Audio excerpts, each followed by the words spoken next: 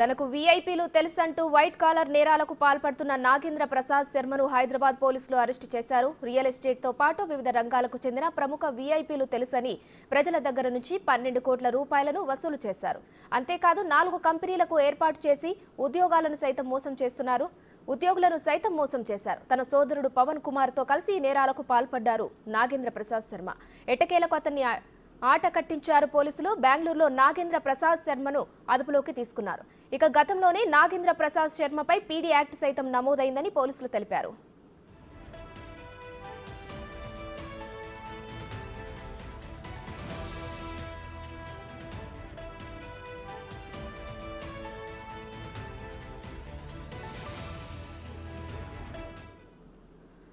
తనకు వీఐపీలు తెలుసంటూ white collar నేరాలకు పాల్పడుతున్న నాగేంద్ర ప్రసాద్ శర్మను హైదరాబాద్ పోలీసులు అరెస్టు చేశారు. రియల్ ఎస్టేట్ తో పాటు వివిధ రంగాలకు చెందిన ప్రముఖ వీఐపీలు తెలుసని ప్రజల దగ్గర నుంచి 12 కోట్ల రూపాయలను వసూలు చేశాడు.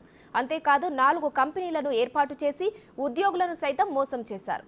తన సోదరుడు పవన్ కుమార్ తో కలిసి ఈ నేరాలకు పాల్పడ్డారు నాగేంద్ర ప్రసాద్ శర్మ. ఎట్టకేలకు అతన్ని ఆట కట్టించారు పోలీసులు. బెంగళూరులో నాగేంద్ర ప్రసాద్ శర్మను అదుపులోకి తీసుకున్నారు. గతంలోనే నాగేంద్ర ప్రసాద్ శర్మపై పీడీ యాక్ట్ సైతం నమోదైందని పోలీసులు తెలిపారు.